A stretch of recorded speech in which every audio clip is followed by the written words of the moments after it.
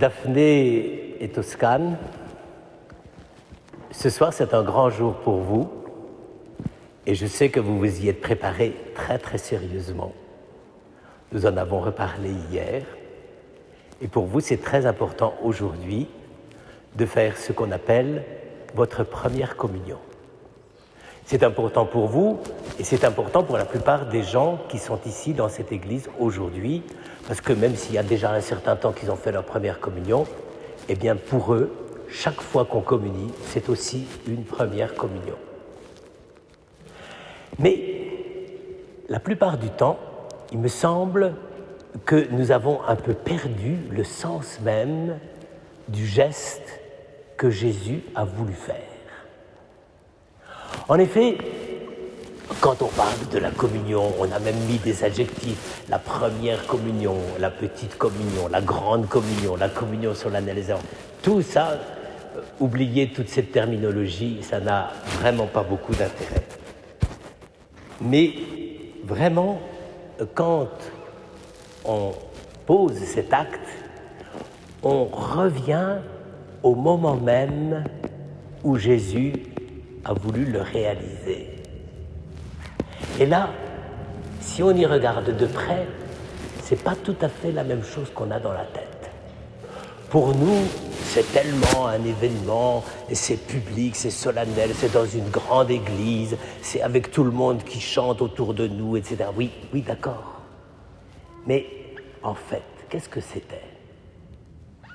Eh bien, vous le savez, c'était un geste tout simple. Jésus savait qu'il allait mourir le lendemain.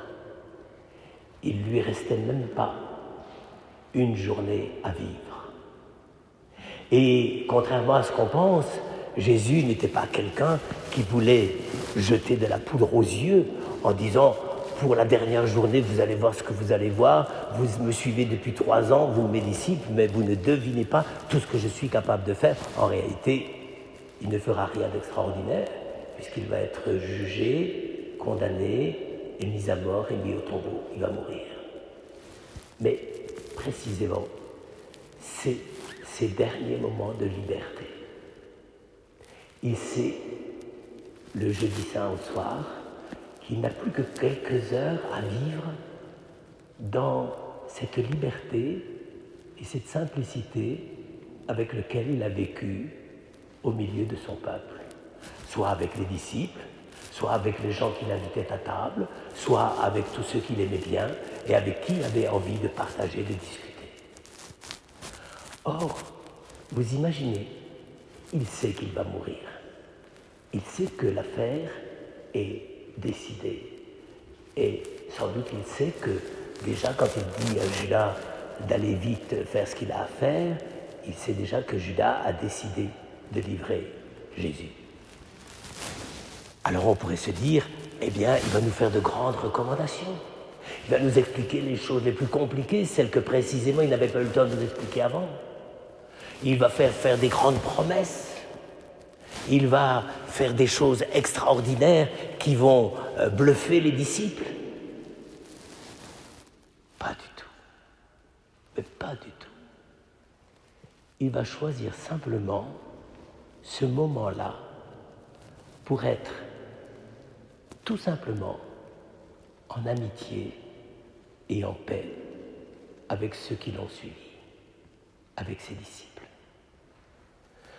Autrement dit, pour nous les humains, savoir qu'on va mourir, la plupart du temps on voudrait, et d'ailleurs aujourd'hui, Dieu sait que c'est très compliqué la mort, parce que quand on meurt dans un hôpital avec plein de tuyaux autour des bras et plein de soins et de piqûres et de choses comme ça pour essayer d'améliorer les choses, de fait, mourir aujourd'hui, ça devient très très difficile, presque une gageure de mourir tranquille.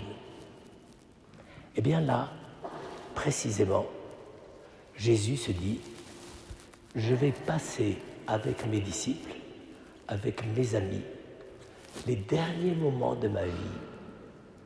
Mais qu'est-ce que je vais faire ? Eh bien, nous allons partager ce repas de fête, qui est le repas de la Pâque.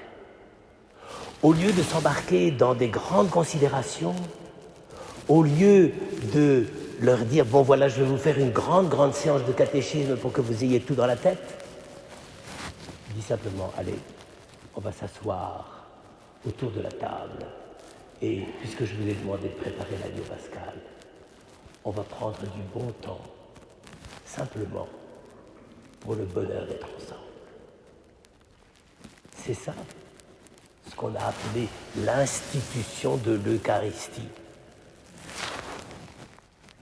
Jésus, si je puis dire, n'a pas institué, il a repris un geste qui était le geste du repas familial. La Pâque, c'était le maître de maison qui sacrifiait l'agneau, puis ensuite on le faisait rôtir avec les herbes amères, on le mangeait avec le pain asile. Et c'était tout simple. C'était une fête de famille, un peu peut-être comme on fait pour vous, pour vos anniversaires. C'était simplement le bonheur d'être ensemble, une dernière fois. Et évidemment, une dernière fois donnait une gravité, vous comprenez, c'était terrible, surtout pour Jésus qui savait exactement ce qui allait se passer, mais même pour les disciples qui commençaient à sentir que les choses allaient mal. Mais précisément, c'est ce moment où Jésus a dit, bon, voilà, maintenant tout est joué, mais je vais passer ce moment paisible, tranquille, avec vous. Alors vous voyez, Daphné et Toscane, quand on va à l'Eucharistie, c'est pas d'abord pour avoir des grandes idées, c'est pas d'abord pour poser des grands gestes sur la messe, non. C'est simplement parce que Jésus, le Christ, veut passer un moment paisible avec nous. Et c'est pour ça que ça a tellement marqué les disciples. Les derniers moments qu'il a voulu vivre avec eux, c'était des moments tout simples. C'était sans problème. C'était simplement le plaisir d'être ensemble. Et moi, personnellement, je pense qu'aujourd'hui encore, nous chrétiens, nous gagnerions d'abord à comprendre ça. Aller à la messe, ce n'est pas une obligation. On en a fait une obligation sans doute parce que les chrétiens ne comprenaient plus grand-chose et on s'est dit, si on serre la vis comme ça, ils iront plus facilement. Non. On va partager l'Eucharistie parce qu'on est heureux de se retrouver ensemble, comme vous ce soir, autour de vous et avec vous. On va partager l'Eucharistie parce que, qu'est-ce que c'est un repas? Un repas, c'est pas le McDo, hein? C'est pas du tout le repas fait à la chaîne. Le repas, c'est tous ces petits gestes d'attention, d'amitié, des uns pour les autres, pour faire on fait attention que chacun est heureux et servi, et heureux de partager ce qu'il a au plus profond du cœur. Eh bien, c'est ça. C'est ça que Jésus a voulu. Il a voulu que quand on était, nous tous, les frères chrétiens, nous tous, là, ici, ce soir, et à toutes les époques de l'histoire de l'Église et à tous les moments de nos propres vies, qu'est-ce qu'on vient chercher? On vient chercher ce moment paisible et tout simple de nous retrouver avec le Seigneur. Mais il a ajouté quelque chose. Et ça, évidemment, je pense que vous ne le faites pas en famille. Mais quand même, ça vaut la peine d'y réfléchir. Au moment où il avait rassemblé ses disciples pour ce moment du repas, ce moment de paix, ce moment de bonheur tout simple, très famille, il s'est dit, il faut qu'ils comprennent quand même une chose qui est peut-être tout aussi importante. C'est que pourquoi c'est possible? Pourquoi c'est possible de se retrouver ensemble?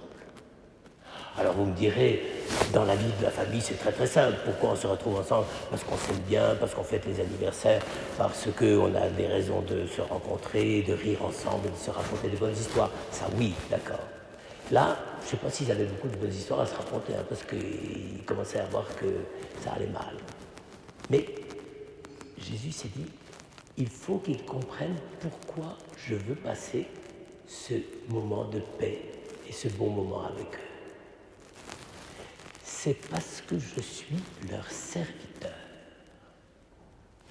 Eh oui, ça paraît étrange, mais ça n'empêche, si on y réfléchit, pourquoi à certains moments on est heureux de se retrouver ensemble pour le repas? C'est parce qu'il y a quelqu'un qui nous a invités. Alors, en général, en famille, c'est maman et papa, ou tous les deux, parce que des fois, il arrive qu'il y ait des papas qui fassent la cuisine. C'est rare, mais ça arrive. Et eh bien, papa et maman décident de faire la cuisine, n'est-ce pas? Et à ce moment-là, c'est eux qui sont à notre service, qui font tout pour qu'on soit heureux de partager ce moment, et qui font tout pour que, ensemble, quand on se retrouve à ce moment-là, on est là et on est heureux d'être là. Mais le Christ, c'est quand même beaucoup plus extraordinaire encore. Il sait qu'il ne va plus être là. C'est bien ça le problème. Il sait qu'il ne va plus être là.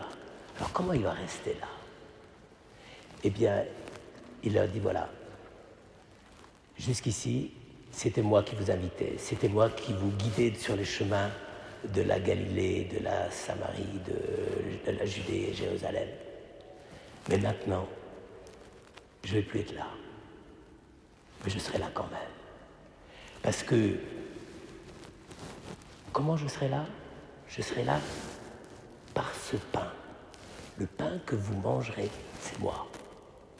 Donc, c'est pas simplement, j'allais dire, du pain qu'on mange pour se nourrir. Nous, quand on prend le repas, c'est pour se nourrir, c'est pour faire un pas de plus. Mais là, ce sera simplement pour savoir que le Christ est là. Il est là au milieu de nous. Et pour montrer qu'il est là au milieu de nous comme celui qui invite, eh bien, il va prendre un tablier et il va passer devant tous ses disciples et leur laver les pieds. À cette époque-là, vous le savez peut-être, quand les gens étaient invités dans une maison, eh bien, il fallait qu'ils aillent à pied. Il n'y avait pas de bus, il n'y avait pas de diabline à Jérusalem. Et donc, il fallait trouver le moyen d'aller chez les uns, chez les autres. Et donc, on arrivait avec les pieds un peu fatigués, un peu usés, avec parfois même de la poussière au bout des pieds. Et qu'est-ce que faisait le maître de maison? Le premier geste, il lavait les pieds pour dire « Maintenant, ça y est, vous êtes chez vous ». Eh bien, c'est pour ça que, encore aujourd'hui, nous avons lu ce texte. Le Christ veut laver les pieds de ses disciples, c'est pour dire « Vous êtes chez moi ». On est ici dans cette église, on est bel et bien sur la terre. On est dans un monument construit avec des pierres de la terre. Mais on est déjà dans la famille de Dieu et dans la maison de Dieu. Alors, Delphine et Toscane, gardez toujours, tout au long de votre vie, ce sens de la simplicité. Quand on participe à l'Eucharistie, et vous, frères et sœurs, souvenez-vous-en, même si on vous l'a toujours dit au moment où vous vous prépariez à votre communion et qu'on vous expliquait qu'il ne fallait pas mâcher l'hostie, eh bien, quand vous êtes là, ici, c'est simplement pour le bonheur d'être là avec le Christ. Et je puis vous garantir une chose, c'est que cette joie-là est partagée. Car si le Christ vous a invité pour vous rendre heureux, lui, il est heureux que vous soyez heureux et heureuse.